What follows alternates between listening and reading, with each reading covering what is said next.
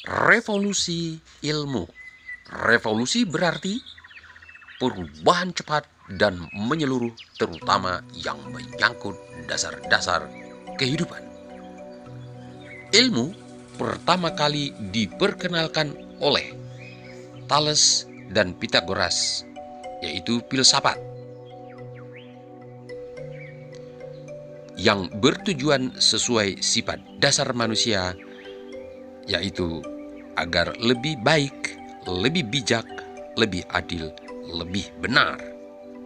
Konsep dan pola pikir ilmu filsafat ini melahirkan ilmuwan-ilmuwan baru dan mempercepat perkembangan peradaban.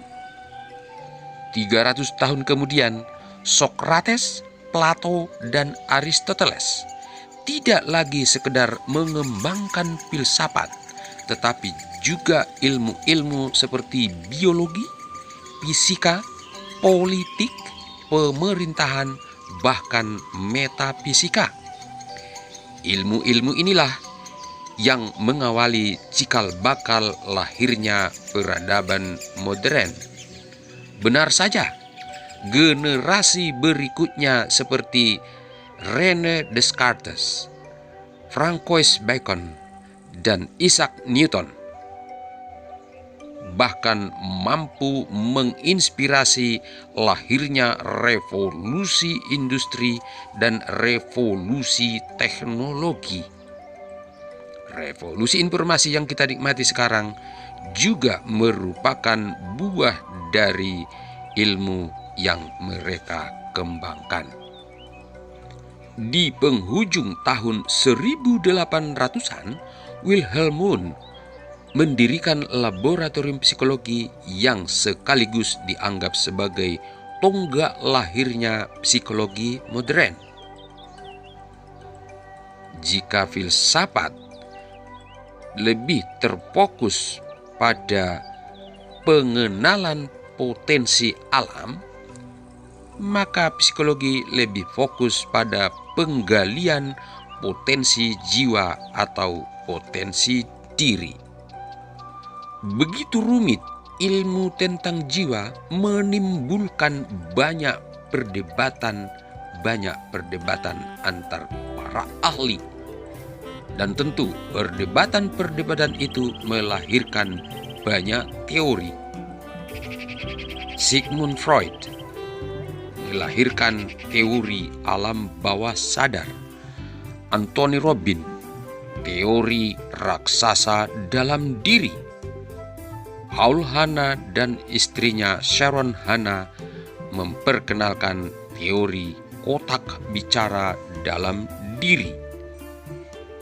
Istilah alam bawah sadar, raksasa dalam diri, kotak bicara dalam diri mengisyaratkan ada satu kesamaan, yaitu adanya makhluk gaib yang berkekuatan dahsyat tiada tara dalam diri manusia. Dan pada tahun 1997, Ramachandran, seorang ahli neuroscience, menyempurnakan teori-teori itu dengan penemuan adanya God spot atau noktah Tuhan dalam otak manusia. Penemuan ini terhubung langsung dengan teori Imam Al-Ghazali yang mengatakan bahwa ketika ruh ditiupkan, yang pertama disentuh ruh adalah pada bagian otak. Dan ruh itu tidak menempati badan, tapi memberi pengaruh pada badan hingga masa yang ditentukan. Jadi jelas, filsafat yang selama ini hanya menerima fakta-fakta nyata dan menolak segala yang gaib telah di-counter oleh temuan-temuan ilmiah psikologi ini. Bahkan terpisahnya ilmu dunia dan agama atau ilmu akhirat yang dianggap dipisahkan oleh filsafat telah disatukan kembali oleh keterhubungan antara noktah Tuhan dan peniupan roh. Atas dasar ini muncul 3 pertanyaan, yaitu yang pertama,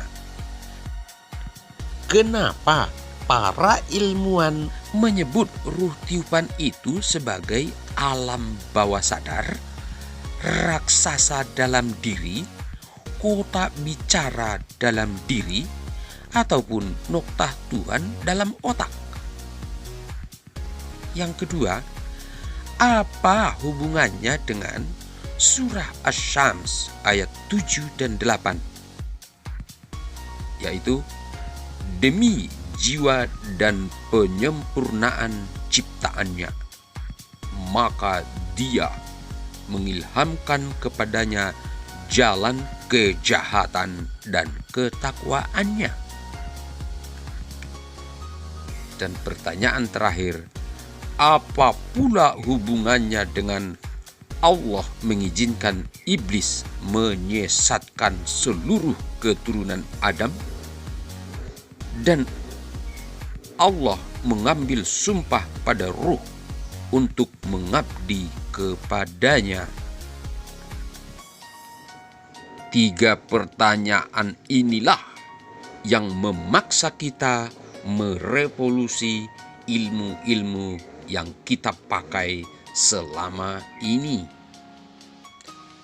Andai para ilmuwan Indonesia seperti filsafat, psikologi, fisika, matematika, antropologi, budaya, bahasa, terutama ulama dan para pencendekiawan,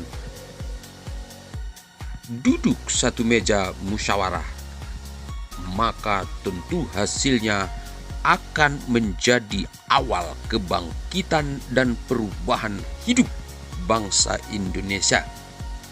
Pada gilirannya, tentu revolusi ilmu akan mengantarkan kita bisa menjadi bangsa pemimpin dunia.